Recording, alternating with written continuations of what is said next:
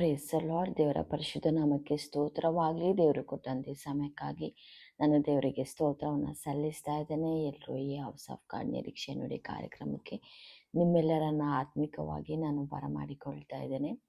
ಈ ದಿನದ ದೇವರ ವಾಕ್ಯ ಯೆಶಾಯ 3ನೇ ಅಧ್ಯಾಯ ಅದರ 10ನೇ ವಚನ. ಈ ವಚನ ಹೀಗೆ ಹೇಳುತ್ತೆ: ಸಿಸ್ಟರಿಗೆ ಶುಭವೇ ಎಂದು ಹೇಳಿರಿ, ಅವರು ತಮ್ಮ ಸುಕೃತ ಫಲವನ್ನು ಅನುಭವಿಸುವರಷ್ಟೇ. ಹಾಲೆಲೂಯ. ಪ್ರಿಯರೇ, ಈ ವಾಕ್ಯದಲ್ಲಿ ನಾವು ನೋಡುವುದಾದರೆ ಶಿಷ್ಟರಿಗೆ ಶುಭವೇ ಎಂದು. ಹಾಲೆಲೂಯ. ಹೌದು, ಒಳ್ಳೆಯದನ್ನು ಮಾಡುವವರಿಗೆ ಯಾವಾಗಲೂ ಶುಭವೇ ಆಗುತ್ತದೆ ಹೊರತು ಅಶುಭಗಳು ನೆರವೇರುವುದಿಲ್ಲ. ಹಾಲೆಲೂಯ.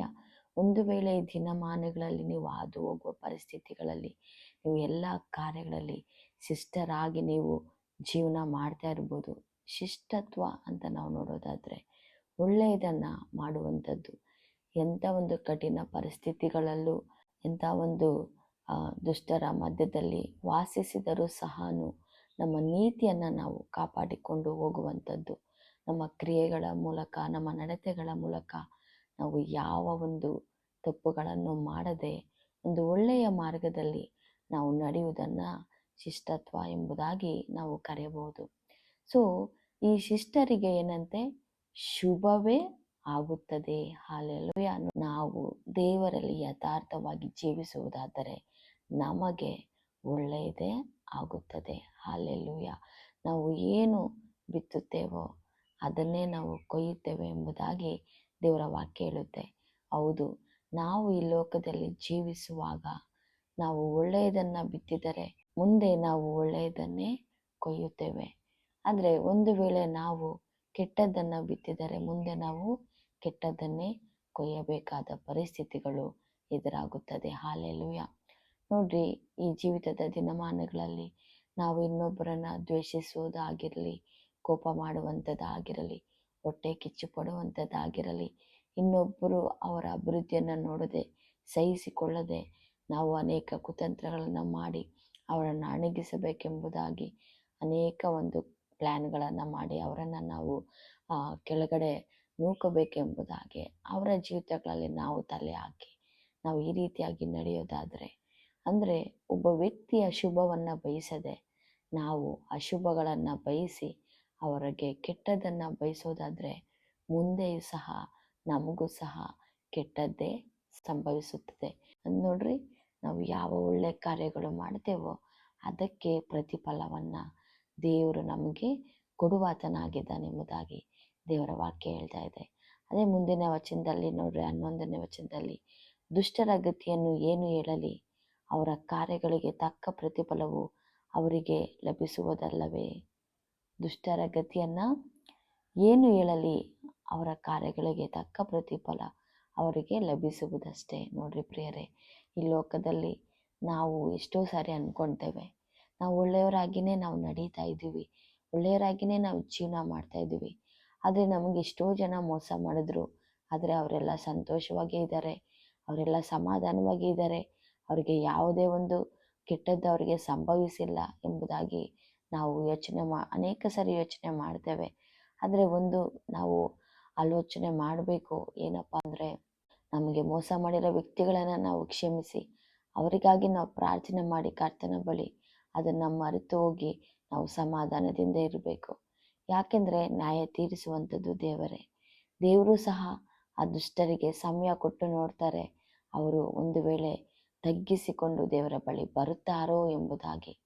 ಒಂದು ವೇಳೆ ಅವರ ಜೀವಿತದ ದಿನಗಳಲ್ಲಿ ಅವರು ಆಗಲೂ ಸಹ ಅವರು ತಗ್ಗಿಸಿಕೊಳ್ಳದೆ ಅವರ ಒಂದು ದುಷ್ಟತ್ವವನ್ನು ಬಿಡದೆ ಅದೇ ಕಾರ್ಯಗಳಲ್ಲಿ ಅವರು ನಡೀತಾ ಇರುವುದಾದರೆ ಒಂದಲ್ಲ ಒಂದು ದಿನ ದೇವರು ಅವರಿಗೆ ಬುದ್ಧಿ ಕಲಿಸುವಂಥ ಸಂದರ್ಭಗಳು ಅದು ಎದುರಾಗುತ್ತದೆ.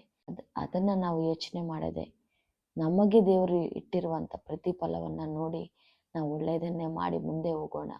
ಯಾವುದೇ ಒಂದು ಜೀವನದ ಸಂದರ್ಭಗಳಲ್ಲಿ ನಾವು ಕುಗ್ಗಿ ಹೋಗುವಂಥದ್ದು ಬೇಡ. ನಮ್ಮ ಒಂದು ನಡತೆಗಳನ್ನು ನಾವು ಕೆಟ್ಟದ್ದಾಗಿ ನಾವು ಮಾರ್ಪಡಿಸಿಕೊಳ್ಳುವಂಥದ್ದು ಬೇಡ.